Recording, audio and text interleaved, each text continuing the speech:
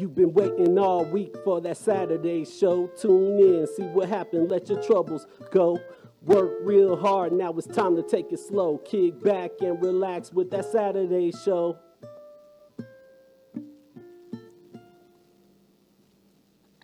What's happening with the Stephen Baca attempted murder trial? The Congressional District 1 election is heating up, and the stakes couldn't be higher. What's happening with community theater in Albuquerque? My commentary on the myths of triculturalism in New Mexico. These topics and more are just ahead. I'm your host, Jim Harvey, and welcome to That Saturday Show. We start today with the poetry of twice Poet Laureate of Albuquerque, Manuel Gonzales, and his daughter, Burquelina. Take it away. What Jim forgot to tell you is we have twice Poet Laureate of Albuquerque, the great Manuel Gonzales, ready to do some poetry, some slam poetry, and entertain you all right now. I'm going to tell you guys a story, and this is just a story about something that happened when I go down to the river. I like to go down there and I read my book, and one day it got windy, and I wrote a poem about it. So it's kind of like a story, but it's a poem. It's time to begin. It's time to begin the story of the poet and the wind. Now, the poet went to the river one day to sit and talk to the river and pray.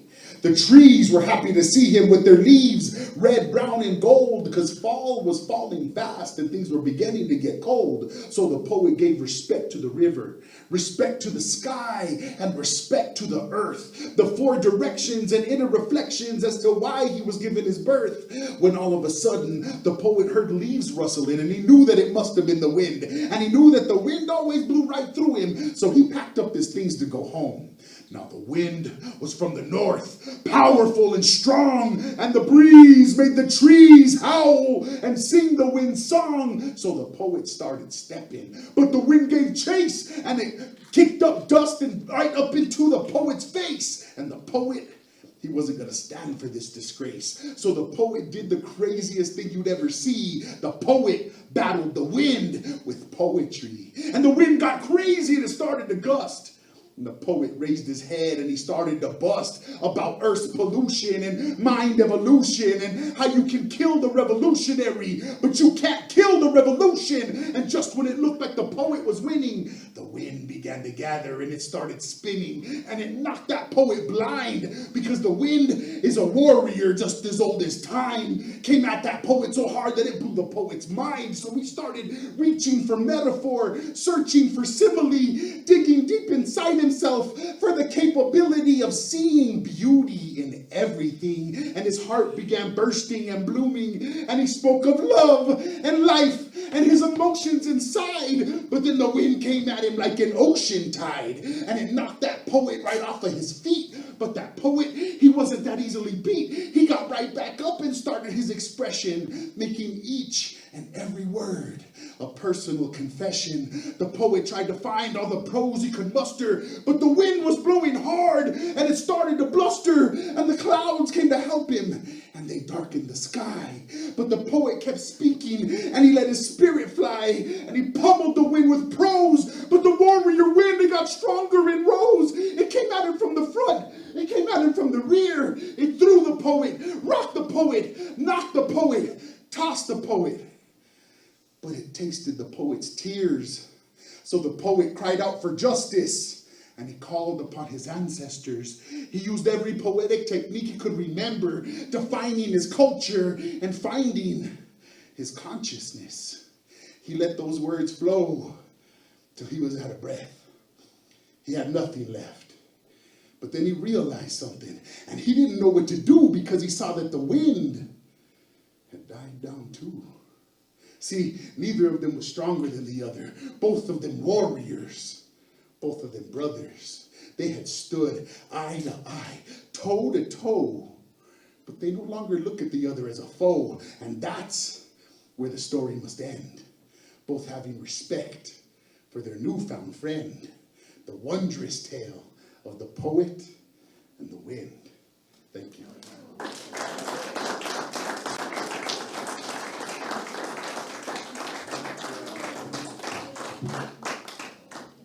In between my poems, I did not grow. No, you didn't grow. Nope. So this poem I wrote has a little bit of a jazz influence. I wrote this poem for two main reasons. The first is, early last year, I was really questioning my identity.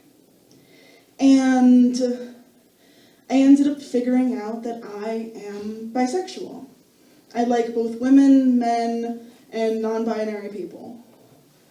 And so, because of that, I tried to find representation in the media, which is really difficult to find anyone that doesn't like just one gender. And so, it ended up being, I found out that one of my favorite artists was also bisexual. And so, not only that, but around the same time, I was able to do the Langston Hughes jazz event at, what's the theater, Dad? Popejoy, yeah. And so, I ended up writing this piece for that. The title of this piece is 1939. I remember the first time I saw you. It was in a jazz club in Paris, France. I wore a brown suit and suspenders to draw less attention. It took me just a bit too long to sit down, my cane, just barely holding my weight. The pain was almost unbearable. As the room went dark, the pain faded away for once. The stage was lit up before me. You stood there in a banana skirt and no top, breathtaking. With the sway of your hips and the shine of your smile, you effortlessly enthralled the audience. As you flowed and skipped across the stage, you puckered your lips, crossed your eyes, and pressed in your dimples to laugh with us. You looked so joyful and free, a mix of childlike glee and undeniable beauty. And then you sang, soft enough to make me lean in. It was the bird song in the dead of night, breaking me out of this trance. Your voice was warm and sweet. And then you were gone. Just as swift as you had appeared, it felt like ages to snap me out of this daze, and once I did, I realized that I hadn't touched my tequila con limón. I couldn't get you off of my mind. Your voice and movement felt like a gift made only for me. You emerged from the stage door, and all I wanted to do was talk to you. Your voice felt so much stronger when in conversation. You asked me about my cane, my life, and who I truly was. I finally understood our connection when you told me about your pain, your loss, about Harlem, and why you danced. We make art for the same reasons, you and I. Pain, that driving force, but we show it in different ways. You smile and dance to deal with it. I cry and paint to express it. Your heart glows with hope, and with a cracked soul, you bleed light. I knew that I was talking with a fellow goddess. We talked until sunrise, and as you left, all I could think to myself was, Josephine Baker y Frida Kahlo just sounds right. Thank you.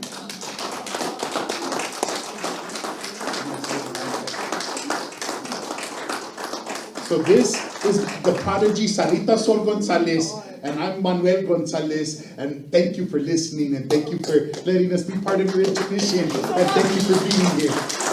Thank you.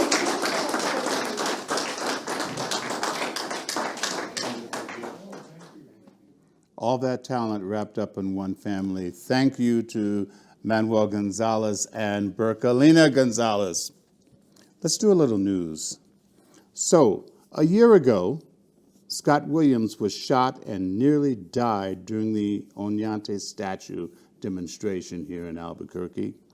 And we've been wondering what is going on with the Stephen Baca attempted murder trial. We haven't heard anything from anybody. We haven't gotten any news.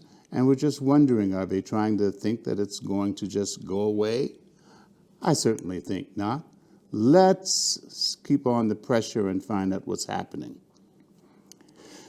Congratulations to the students, the Black Student Union graduates at Albuquerque Public Schools. They worked hard all year long in spite of COVID-19 and the challenges, and they had a wonderful ceremony on May 10th where they received their kente cloth and their certificates, and these kids are just on fire and ready to go on to college. So congratulations to them.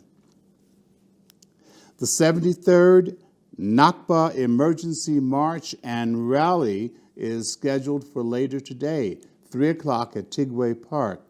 Now, what is that? That is the Palestinian protest march that comes right off of the celebration of Ramadan, in fact.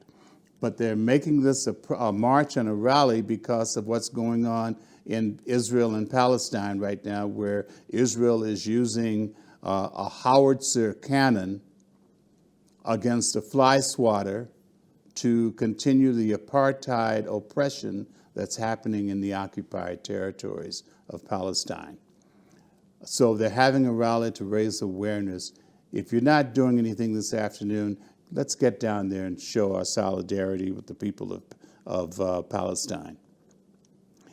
I wanted to just raise this issue real quickly, and that is that I continue to be concerned that Black people in New Mexico are being ignored.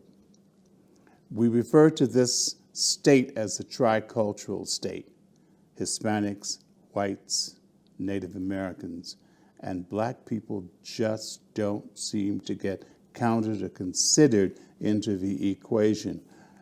I'm calling on all our leaders to change that message, to change that reference, and make certain that we're not only at the tables, but that we're counted every place we need to be counted. Now, Albuquerque has enjoyed a long and rich history of community theater. Then came COVID-19. We've got today wonderful interviews with the directors of two of the incredible theater houses here, Albuquerque Little Theater and Landmark Musicals. I'm pleased to bring to you at this point an interview we had with Henry Avery of Albuquerque Little Theater and Laureate Finnegan, who is the resident director at Landmark Musicals. But let's start with a clip from Albuquerque Little Theaters. Take it away.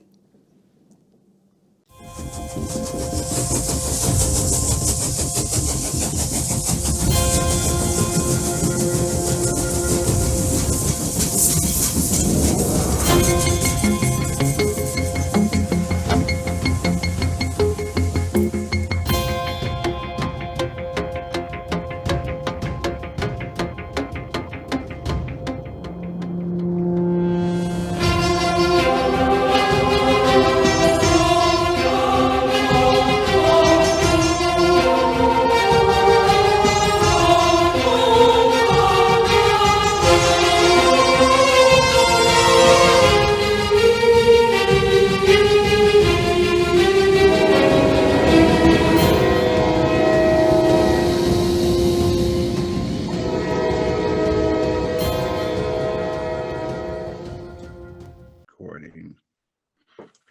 Welcome to That Saturday Show. I'm Jim Harvey, your host, and we have an exciting discussion this morning. We're talking about the community theater scene here in Albuquerque. As many of you know, and many of you may not know, we've got a robust theater scene here with a lot of things going on and extremely great talent floating around this town. And so the opportunity for people to find themselves on stage, acting, singing, dancing, performing with musical instruments, doing any number of exciting things. There are many great outlets, but at the top of my personal list are the two theater companies that we're honored to have on the show today, and that is the 91-year-old Albuquerque Little Theater and the not quite 91-year-old Landmark Musicals. And I want to welcome from Albuquerque Little Theater the Executive Artistic Director, Mr. Henry Avery. Thank you, sir. And the resident director at Landmark Musicals, which is just, you know, they're over at the Rodey Theater, and I'm sure that Laurie will talk more about that, but the incomparable Laurie Finnegan. Welcome to both of you. Glad to have you here. So we know that COVID-19 has exacted its toll on the theater scene. There hasn't been anything happening in these wonderful houses where these performances take place. But I know that there are other ways to, you know, keep theater alive. And so I'd just like to just throw this open to the two of you to just talk about what you have been doing and, you know, what you're thinking about doing going forward as we, you know, breathe life back into these theater facilities. Laurie, talk to us. Thanks, Jim. Well, it's been so difficult for so many different people, certainly the theater organizations themselves. But what I've come to realize recently, and we'll talk more about this, is it's the performers who are really missing this. Certainly the audience members, all right, that they don't have that interaction, but the performers who have been shuttered along with the theaters, their artistic outlet, that whole part of themselves that identifies with communicating with other actors, communicating with the audience, they have missed that.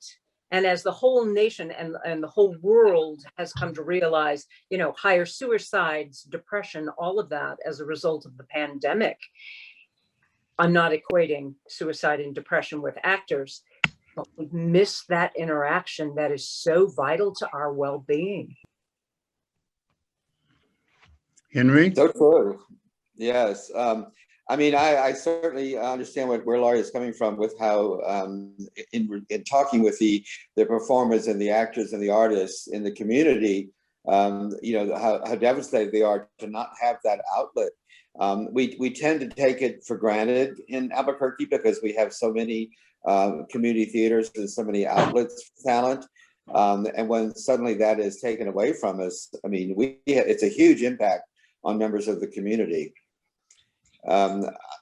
Laurie, did you want to go on? Sure. I'll speak for Landmark briefly, Henry, give you some time. It was devastating. We were 2 days away from opening Oliver back in March of 2020. And of course, the mandate came down and we had to close. It's been very difficult to keep Landmark, as it is with any theater company when you're not producing live productions, to keep them not only viable, but in the community's purview, because they can't go out and see live shows. So how do you let them know we're still aware, we're still alive and well? So turning to virtual performances, which have been so difficult with the COVID restrictions, but that has been a lifesaver for our theater company, bringing in some revenue. Henry, we don't have the overhead that you all have running that fabulous historic building. But with any business, you have the day-to-day expenses that you have to keep up, even though you're not doing performances. Okay. So that's been hard, because people, oh, Landmark's not doing any shows, theaters aren't doing any shows. It's been hard for audience members because they don't have anything to go and see, but there's no ticket prices. There's no revenue coming in that sense. So we just have to stay in the people's mind's eye, if you will. Well, I always say that, one of the things that we are is creative. And we've had to really, rely on our creativity in this situation and figure out how we can still relate to our audiences, still provide an outlet for the talent, and still, remain relevant, as you say, in spite of this whole different shift in our way of life. We have, done the online performances to date.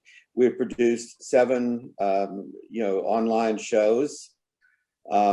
Very difficult. I mean, this is not the area that we work in. I mean, we're very fortunate to have a theater where we have a foundation there to do it. But, we're not used to running cameras and editing and doing the things that are required, for that industry. But we've had to learn. We've done 7 shows, 2 of which were benefit performances for the theater. The others were part of our obligation to our subscribers who had, in good faith, renewed for this season, not having any idea that it would be 14 months or whatever, that we'd still be without live performances. And so we were fortunate that people were subscribing for the season that didn't happen. But we felt the obligation to provide entertainment for them. So we are doing as a total of 7 shows for the, for our audiences that are free to the subscribers that had, in good faith, already renewed for the season. Also, individual ticket sales can be bought online. But we also did 2 benefits. And I want to, comment on your comment about how delighted the performers are to have a chance to do something. I mean, I felt kind of bad in calling people and saying, I've got to do a benefit. Would you mind, being a part of it? And the enthusiasm of the entertainers to say, oh my God, yes, I'm so excited. And I know you did one as well, Laurie. I know at least one that you all did it, as a benefit, bringing in just an outlet for the talent. But they were so excited to be able to have a chance to perform that it made me feel really good that we could offer it to them. At first, I was saying, oh dear, I'm asking for, another freebie, but they loved it. And it's paid off very well for us. And I hope it did well for you. I didn't have the opportunity to see your benefit, but I heard it was fabulous. Well, we've got another one coming up that we're working on right now. But what's been wonderful about it is the progression. So our first one was at the holidays, and our performers had to record on their cell phone in their home because of COVID. Yes. And then, as people were starting to get vaccinated and things were opening up a little bit, we did a children's Broadway show. Oh. And, we think about the adult performers and what they've been missing. But these kids, these wonderful children who are learning about themselves and learning about the arts, and all of that has been cut off. They weren't in person for school. They didn't have their extracurricular activities. So they were just completely isolated. And they came out, and boy, I'll tell you, Henry, as you well know, recorded in COVID restrictions. Oh. It's just, people just don't understand until they have to do it themselves. But these kids were so wonderful and so grateful to be able to perform. Great. Well, you're so good at education. I mean, I think that's one of the things that, you really are known for. And I think it's great to do something like that, for the younger people. We've had to cancel our education program this year. Mm-hmm. we're in the process now of trying to see what we're going to be able to do for the summer and trying to test the waters, and making alternate plans depending on how things develop. If we can do classes in the patio. I mean, we're looking, and every time you hear something new, the restrictions change, but we don't know if we'll be able to do something with masks or without masks, or the numbers of people, or what we can actually do. But we would love to be able to have an outlet for the young people, the younger ones as well as the teens, for programs for the summer. We're geared to do it once we know that we can do it safely and with the proper sanctions. But Right. yeah, the education for the children is so important. But we also have our senior troop that we had developed a couple of years ago, that was doing really, really well, the Silver Players, and of course that had to be disbanded as well. But now we're looking to say maybe we can get the seniors out on the patio and be able to have some classes out there. As long as they bring their big picture hats and umbrellas, I guess it's safe. Right. They've all had their shots, and so I'm sure they're ready to make their contributions. Yeah. Everybody's geared to do it. It's just, we just want to make sure that we're doing the right thing for everybody, because Sure. one of the factors for all of us has been the safety issue for our volunteers. I mean, we tend to think of the audiences, and keep thinking, oh, well, as soon as we can get an audience back in the theater. But for us that are in the production end of it, it's just as important for the crews and the actors and the volunteers that have to work together, that they're going to be safe and that they're going to feel comfortable in what they're doing. Yeah. And Laurie, I'm sorry, go on, Henry. No, I was going to say, there's just so many factors that people don't tend to think about. Go ahead, Laurie, I'm sorry. No, I was just agreeing with you. It's absolutely amazing how it changes. Yeah, and Laurie, you get such high marks, as being such an inspiring teacher, but I've got to say, I've seen you on stage as well, and you get high marks there too. So I mean, it's really, but I have to tell you, just from my own, personal perspective, what I miss, is the one thing that neither of you can call on me to do at this point, and that is, I always miss the opportunity to work backstage, and I've worked backstage, and for both your groups over the years, and I have such a good time, working backstage, doing whatever I can to help a production, get through and be successful. And so I miss that, but the energy and the excitement that comes from a stage performance is something that we've just got to get back. And so I'm just really fingers crossed that these doors can open soon, and you'll both be back in business again.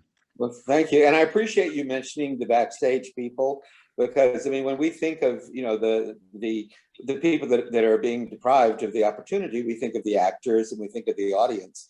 But as you say, there are so many people that are behind the scenes that is just as important to their health and their creativity, their enjoyment, to be a part of it. And the audiences don't see them, but they are vital. And I'm so glad you brought them up, because I take my hat off to all those people that are the backstage people that don't get the credit, but make the magic happen. So. Absolutely.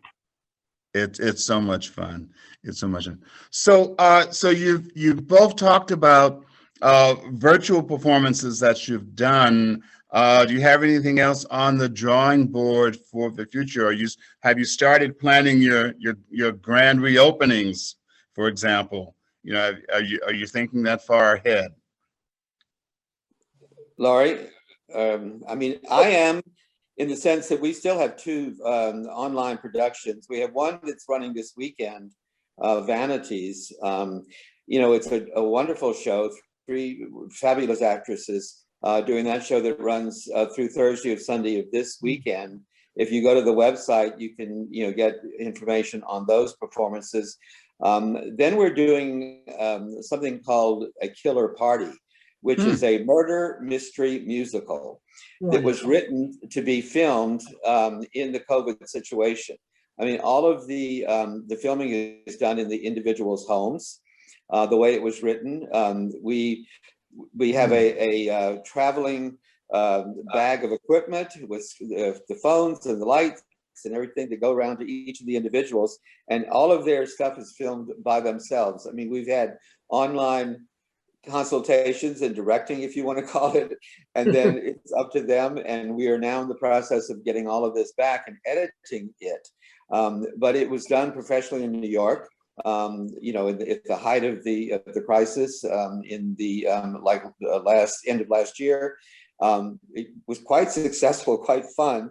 I had no idea what we were taking on when we said we were going to do this, but there are 12 actors that you're trying to coordinate, and you never see them together. They are all in their own individual homes, taping this on their own, and then we have the job of putting it together. And being that it's a musical, it's even more challenging, because you had to, the first thing we did was to record all of the music, so everybody had the tracks to film to. So, you know, it was a whole process of trying to figure out how to do this. This is not what we do, but and hopefully it won't be what we'll be doing in the future, but it certainly has been a learning experience and a lot of fun for all of us. But that murder mystery musical, the Killer Party, will actually air in May. And then we have a fabulous show called Accomplice that was written by Rupert Holmes, who wrote the Mystery of Edwin Drood. And it's a 4-character music comedy that we'll be presenting online in June. And I don't know, I'm kind of hoping that might be the end of the online work. But Laurie, I don't know about what your schedule is. I'd love to hear that too, because I'm not aware of what it is. But, you know, we have a plan that if we can start this summer, we have a plan to start doing small shows, knowing that we could probably only have, you know, like 25% of the audience in-house. And then we have a plan, you know, for the fall to hopefully to present a season that we might be closer back to normal. But it's not going to be what our audiences are used to. It's going to have to be an adjustment. I mean, we've had so much cooperation and encouragement and support from the community that let us know that they're ready when we're able to perform again. So I'm hoping that they will be as adaptive as we've had to be, you know, in what we're doing. I hope the audiences will be that considerate as well. What are you all planning to open? Have you any thoughts or? Well, of course, we're all waiting to hear. Right. When theaters can reopen. And depending on when that is, whether it's the summer or the fall, our plans, you know, are accordingly, as are yours. And what we're working on right now, I don't know if people are aware, the founders of Landmark, Myra and Bob Kochner, have retired. So what we're working on and should be out within the month is a tribute to the two of them. And it has brought together, and Jim, you made me think of this, it has brought together performers, it has brought together donors, it has brought together the backstage people. And I will tell you, they do a better job of recording their messages, I shouldn't say this, than the actors do. Yeah. It's heartfelt, it's one and done, and they're just wonderful. But again, it's bringing all of these people together, and everybody is just so happy to be a part of it and to be called on to be a part of it. So that tribute is our next big production. Great. And when is that scheduled? Well, we're hoping, we did some filming this past Sunday. We're hoping that it'll be out within the month. Great. Oh, that's exciting. That's exciting. Both of you. I mean, it's really good to know that you're keeping things going. And above all, you're keeping the actors engaged in this, because, I mean, like I said, you know, I've been knocking around theater for a long time in this town, and I've come to really appreciate, you know, the incredible talent that we have here. And you're right. It's, you know, how you go about keeping people connected is really so important, because we don't want to lose anybody, and we don't want to lose the enthusiasm. So hats off to both of you for that. I'm just really, yeah, I'm just, and when the theater's open, you'll find me elbowing my way into the line to get my ticket. Good. You Well, really I'm will. excited just to get audiences back where we can actually greet them and see them in person. I mean, it's been, it was such a big part of our life, was the social aspect of theater. Not only for all the performers and the backstage people and all that, but that contact with being able to see an audience come together and enjoy and get away from reality for a little bit and take them on a journey. And we miss that. And I'm so excited to thought that in the near future, we will be getting back to have that personal contact with the audience, as well as that audience having the contact with the performers in live theater again. I don't know if you all know this, and Laura, you might be aware of it, but when I first came here and took over the theater, Myra was in the process of putting together Landmark. And she approached ALT about seeing if we could work together. And we had actually tried to work out a schedule where each company could be still performing at ALT, even though they were two respective companies. But both, the requirements for doing a musical is so huge that it kind of was not a reality. So Landmark ended up going into the Rodey, but it was so exciting to be working, to think that we could be able to do something that major, working with the two organizations together. Kind of wish it had worked out, but I think each person is done really well in their individual accomplishments. Well, Albuquerque is all the richer for both of your companies here.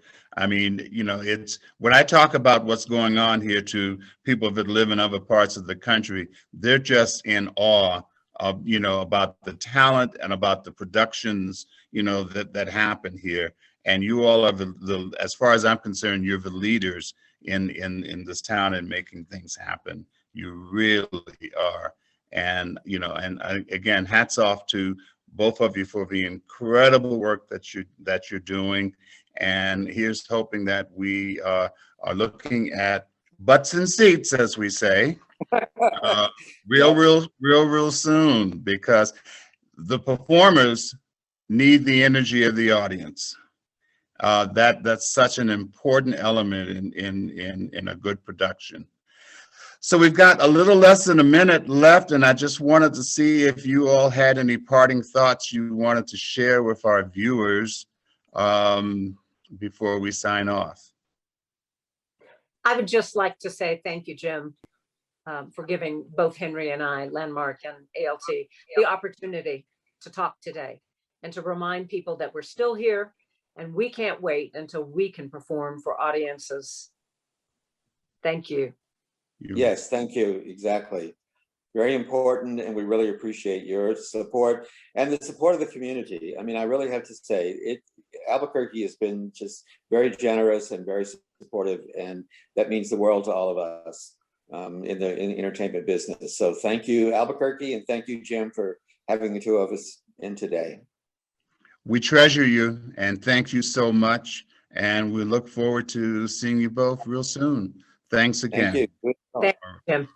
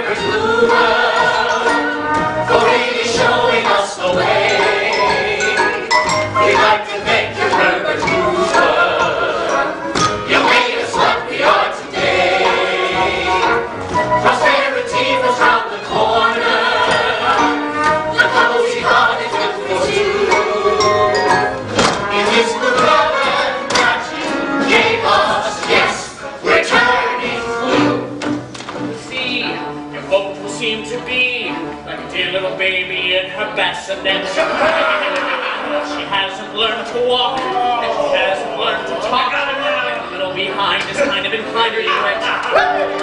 Low, high, low, low. Sailing away, we'll go behind for many, many long, long days, for many and many a long, long day.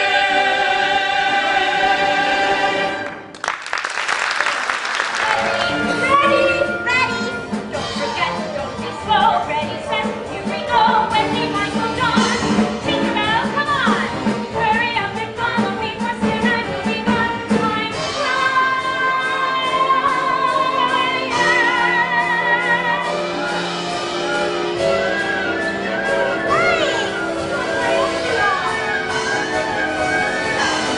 Teacher, look at us! Look at all the stars! That's like a house! There's the park!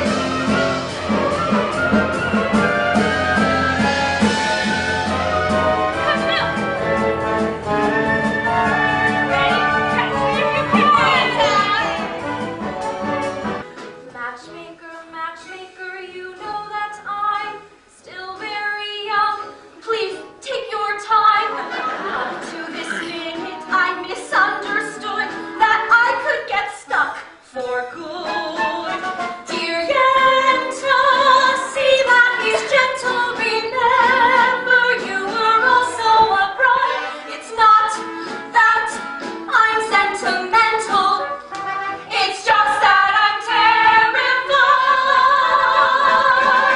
Matchmaker, matchmaker, plan me no plans. I'm in no rush. Maybe I've learned playing with matches, a girl can get burned. So ring me no ring, groom me no groom, find me no find, catch me no catch, unless he's a matchless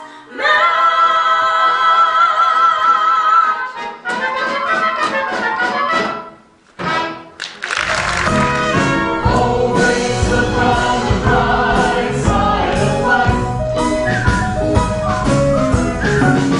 Always look on the bright side of life.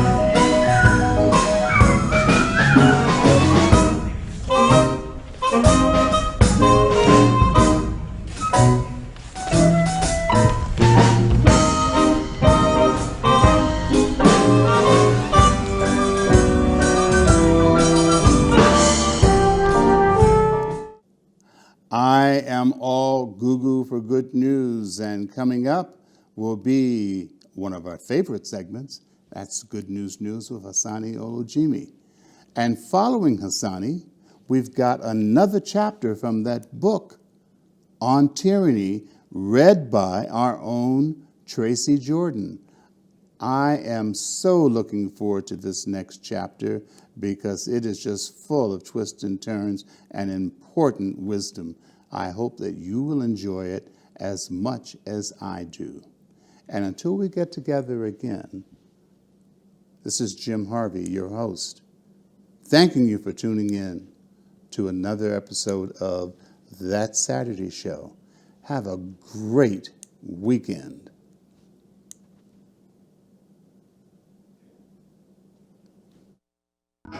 Thank you, Jim, and good morning. Welcome to Good News News. I'm your correspondent, Hassani Olujimi, and I'm Gugu for Good News.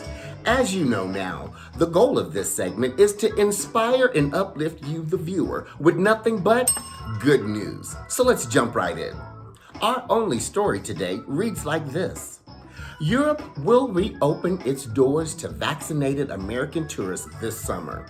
Americans have not been able to visit Europe on non-essential trips for over a year. What happened? But all that's getting ready to change. Fully vaccinated tourists from the States will be able to come to the European Union over the summer. Advanced talks between the States and the EU about enabling vaccine passports have been in talks for weeks. Precise details and exact timeline for when the borders may open have not yet been released. But these talks are a good sign in the right direction. But wait a minute, we got something extra with this story.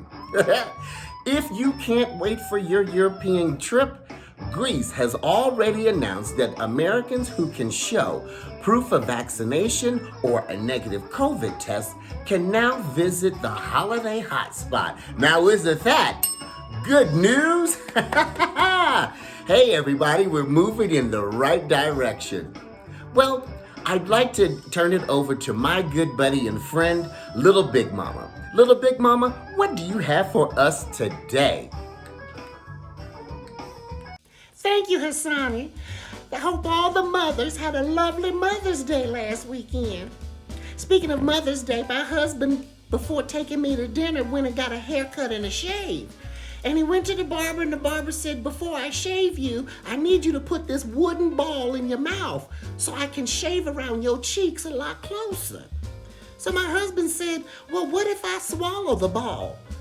And the barber said, oh, no, sir, that's not a problem at all. Just bring it back tomorrow like everybody else.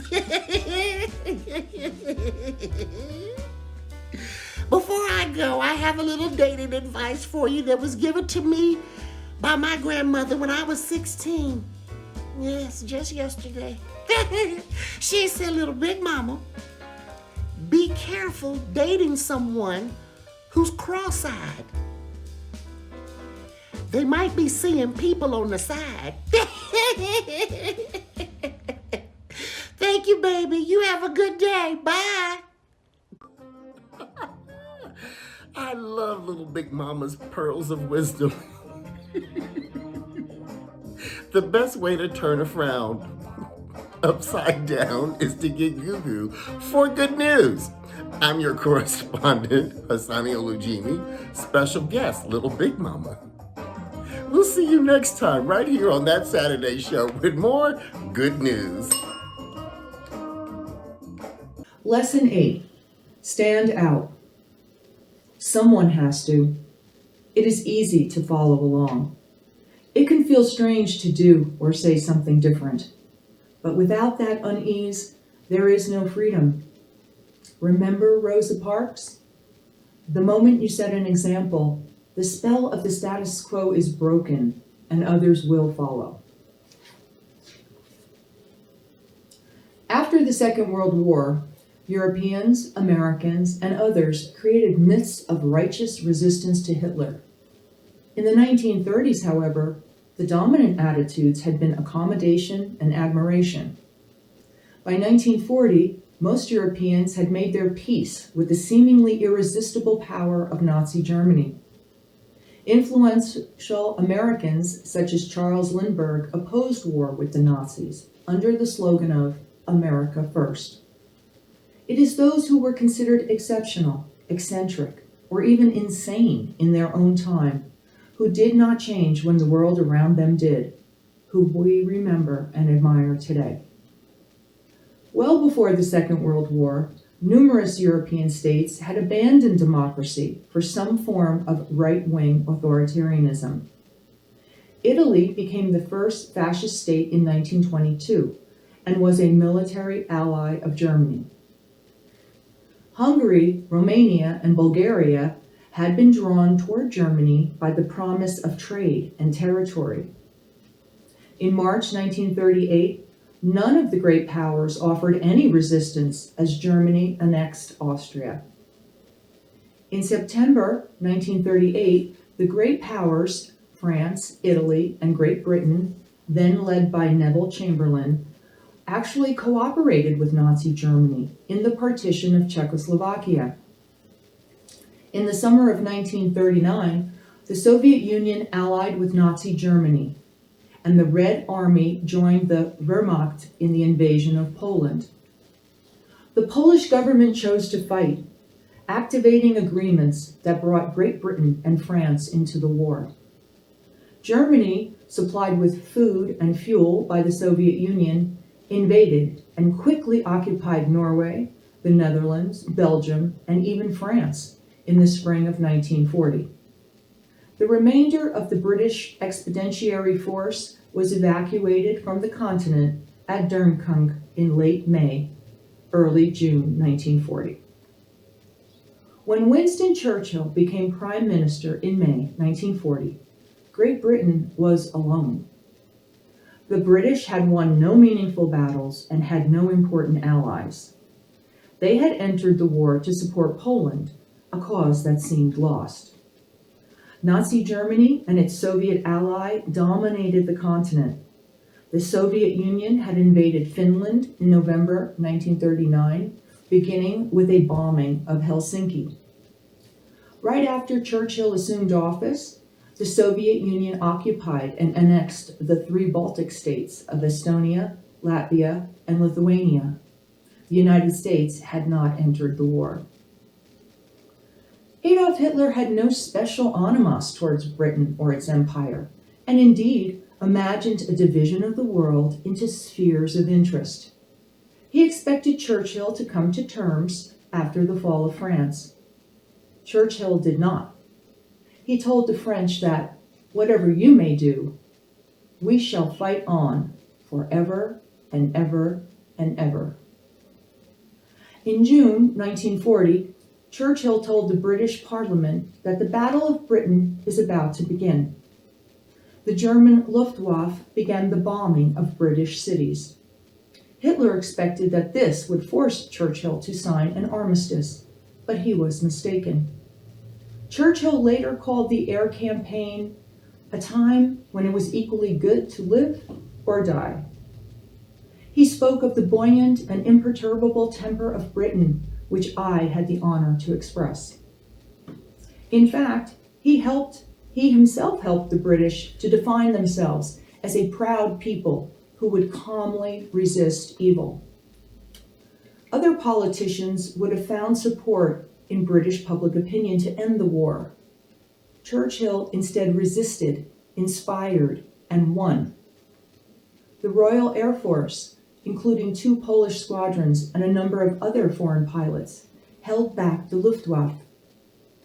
Without control of the air, even Hitler could not imagine an amphibious invasion of Great Britain. Churchill did what others had not done. Rather than concede in advance, he forced Hitler to change his plans.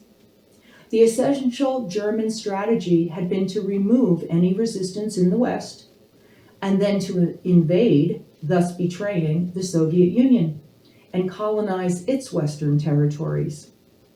In June 1941, with Britain still at war, Germany attacked its Soviet ally. Now Berlin had to fight a 2-front war, and Moscow and London were suddenly unexpected allies. In December 1941, Japan bombed the American naval base at Pearl Harbor in Hawaii, and the United States entered the war. Now, Moscow, Washington, and London formed a grand and irresistible coalition. Together, and with the help of many other allies, these 3 great powers won the Second World War. But had Churchill not kept Britain in the war in 1940, there would have been no such war to fight. Churchill said that history would be kind to him because he intended to write it himself.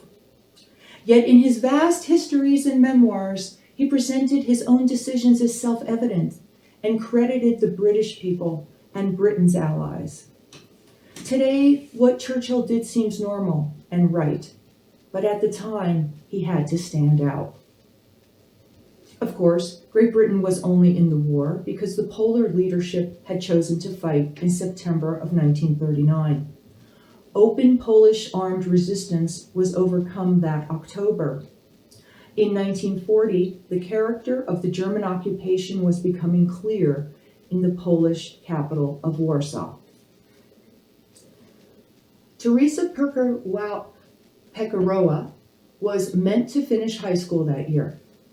Her family lost property to the Germans and was forced to move to Warsaw and rent. Her father was arrested. One of her uncles was killed in battle. 2 of her brothers were in German prisoner of war camps. Warsaw itself had been heavily damaged by a German air campaign, which had killed about 25,000 people. Teresa, a very young woman, stood out among her friends and family in her reaction to this horror. At the time when it was natural to think only of oneself, she thought of others. In late 1940, the Germans began to establish ghettos in the part of Poland under its control. That October, the Jews of Warsaw and the surrounding region were required to move to certain districts in the city. One of Teresa's brother had been friendly with a Jewish girl and her family before the war. Teresa now observed that people quietly allowed their Jewish friends to slip away from their lives. Without telling her family, and at great risk to herself, Teresa chose to enter the Warsaw Ghetto a dozen times in late 1940, bringing food and medicine to Jews she knew and Jews she did not. By the end of the year, she had persuaded her brother's friend to escape the ghetto. In 1942, Teresa helped the girl's parents and brother to escape. That summer in the Warsaw Ghetto, the Germans carried out what they called the Great Action, deporting some 265,040 Jews to the death factory at Treblinka to be murdered, and killing another 10,380 Jews inside the ghetto itself. Teresa saved a family from certain death. Teresa Pekarowa later became a historian of the Holocaust, writing about the Warsaw Ghetto and about others who helped aid Jews. But she preferred not to write about herself. When much later she was asked to speak about her own life, she called her actions normal. From our perspective, her actions seem exceptional. She stood out.